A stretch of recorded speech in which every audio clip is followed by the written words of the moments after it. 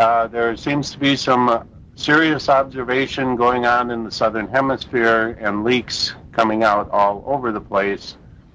It does appear that groups of military and professional astronomers are openly active, let's say, at the Wormwood location in Australia. Well, of course, that's what I've been saying all along. The indicators were all there, and now there are reports that a mini solar system is coming into ours. Basically, you are on your own. Be prepared. That's the best thing I can tell you. And as far as I would suggest that number one, you need clean water. Number two, you need your own supply of food. And number three, you need some basic first aid equipment. Number four, you need some health maintenance natural products. And my own use on this, I use essential oils. Years, as I've advised people through this era of awaiting a extra solar system object, and by the way, there are many of them. There is not just one. This is what scientists are starting to find out, and of course, they're not telling the public. And it does appear, I've been saying this all along, it now appears that there are leaks coming out of the southern hemisphere of the number of astronomers down there looking at what they are calling a mini solar system moving into ours.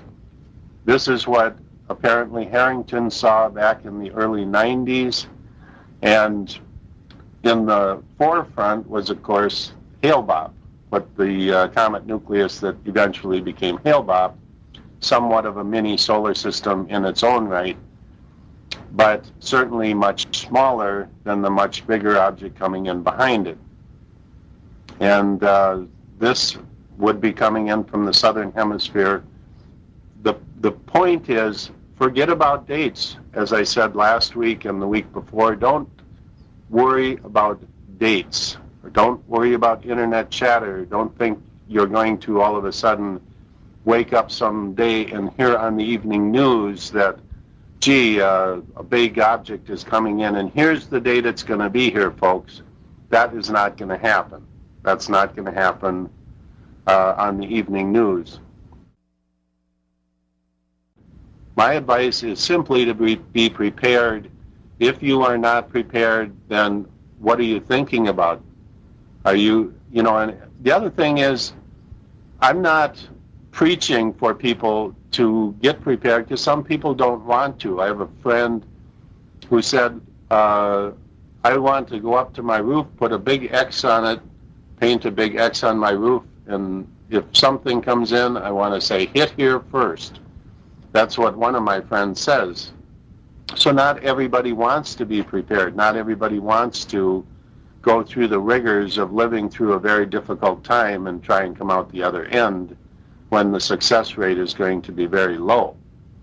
So at any rate, but man is a survivor. He's historically been a survivor. The fact that we are here today is a testament to the fact that man has been a survivor. Our space dollars are being completely diverted into little private, very exclusive space programs of the elite. They're not going to share it with you. They're not going to share their cave systems with you.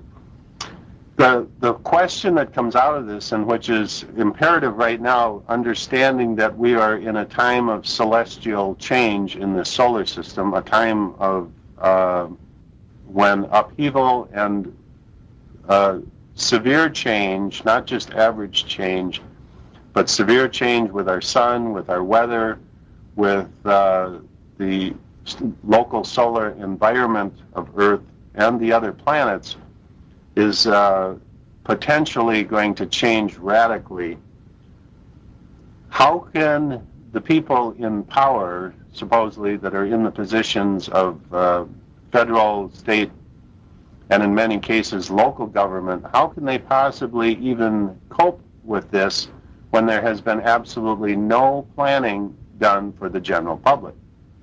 And the crisis that they propose to prevent by not telling the public is actually going to be 100 times worse once the public gets the drift of what's going on. The cities, the destruction and the looting, just the complete destruction of our cities is going to happen internally. You wouldn't have to bring an army in here because the cities will self-destruct on their own. People have not been taught a little thing called personal responsibility, how to take care of yourself and your neighbor and make the best out of a bad situation. Everybody has everything handed to them. Everything is easy. You simply go to the mall with your credit card and everything's taken care of. When all of that changes, I call it the 95% rule. 95% of the public is going to wake up one day with nothing.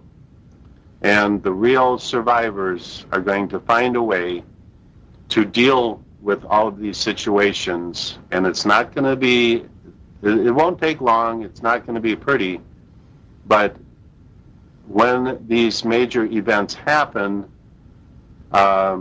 it's going to happen very quickly.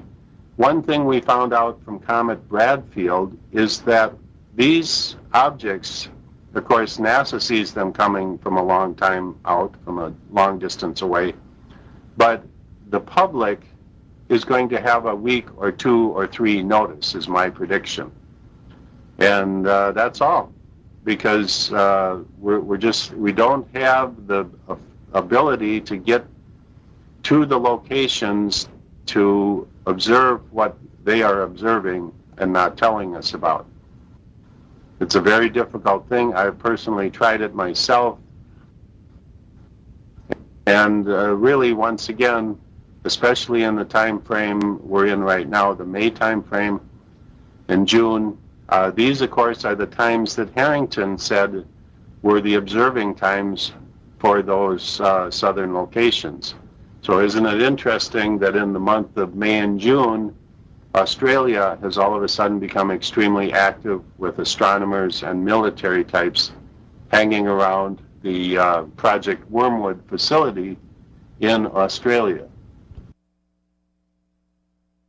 Now, I'm running out of time here, so I just want to recap what we might see as people on Earth. We may see large numbers of comets. We may see other planets capturing comets. We may see new moons evolving around other planets. We may see planets encountering medium or small or large comets with devastating results. We may see comets coming close to Earth with devastating results. We may be hit by meteors or many more meteors than we do, and of course this has been happening already. In the past year, many bolide type objects coming in and striking Earth. At any rate, I'm out of time here. The things that we would expect are happening. They're coming in from the south. I don't have a time frame. I do not put time frames on these type of events unless I have sound data, and I'm working on getting sound data. That's all I have to say this week. Be prepared. Good night. This is Jim McCanney. This is my Science Hour, and we are definitely at the crossroads. Good night.